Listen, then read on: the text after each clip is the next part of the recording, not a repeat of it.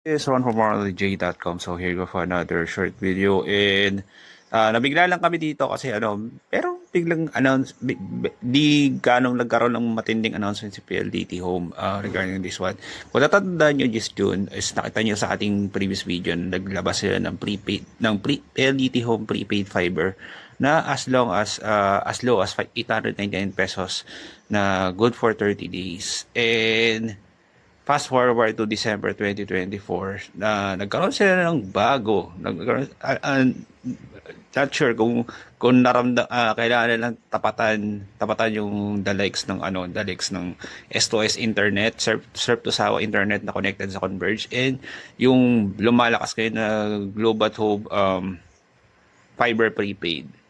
Yun yung dalawang kalaban nilang yan. Although yung nauna talaga sa prepaid fiber segment sa Pilipinas is si S2S internet.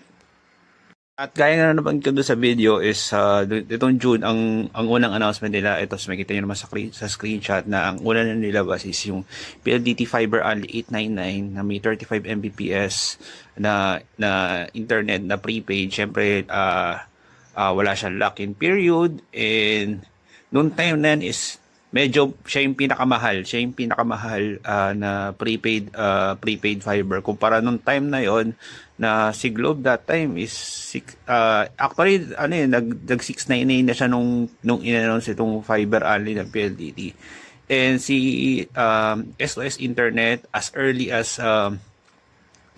nung February to actually alam ko na ang S2S internet as early as February 2022 is until ngayong video na to kasalukuyan na 699 pesos for 30 days yung kanyang internet package so far. And nagulat na lang kami kanina, ngayon lang, itong bago namin gawin itong video, minutes ago lang na nagkaroon na ng pagbaba sa PLDT prepaid fiber data packages ng PLDT. Kung makikita nyo, from 899 naging 699 pesos lang yung kanilang good for 30 days. Tapos yung 399 pesos good for 15 days. And buwaba from 299 pesos yung makita nyo sa previous video, naging 199 na lang yung 7 days, which is hindi na tayo surprised na bababa na rin yung 7 days na package. It's buwaba na yung monthly nila. And makita nyo, I think ito yung wala doon sa dalawang kalaban na S2S internet tsaka yung Globe at Home prepaid fiber. Meron sila 99 pesos good for 1 day. So, itong 699 pesos, hindi natin alam kung kailan talaga nagkaroon ng eksaktong pagbabago. Pero ngayon lang nasilip natin sa dedicated website ng pldthome.com/prepaid fiber na buwaba na siya sa 699 pesos. Pareho na sila nung dalawang kalaban from Globe at Home tsaka ng S2S internet. Pero ang nagulat ako doon sa 99 pesos wood for 1 day. Pero nung tingnan namin yung FAQs based doon sa website, ganoon pa rin yung pagbabago niya. Wala pa rin, may isa lang na pagbabago na ganoon pa rin, kailangan load mo siya within 60 days para mapanatili mo pa rin yung prepaid fiber service mo. Ganoon pa rin na ang one-time installation and modem fee ng 1,399 pesos na merong 15 days ng internet access.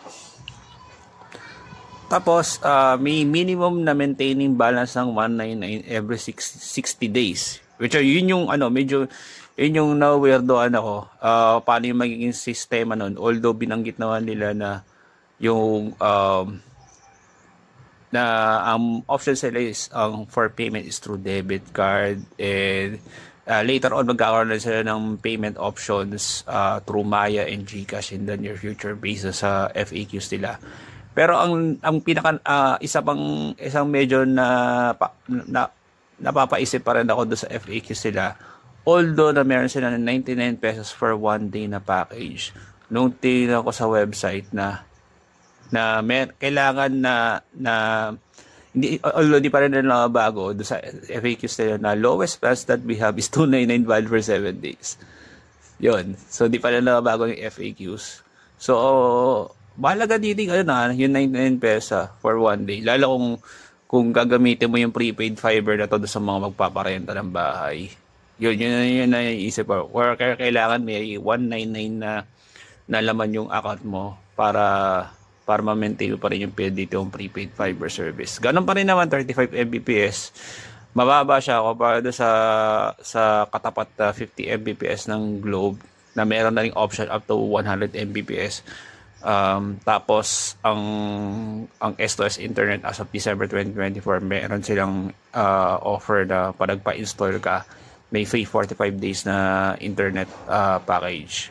So that's it. Yun lang naman yung update ko for this one, and kudos naman sa PLDT that tinapatan nila yung prices ng Surf to Sawa internet at saka nung Globato prepaid fiber. And actually surprise na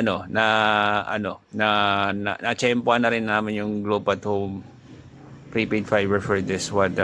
Recently nagkaroon sila ng promo, pero sa other video na lang yun. And I hope you like this video. Follow social media at social below. And thank you very much for watching. This is ronmoronG.com.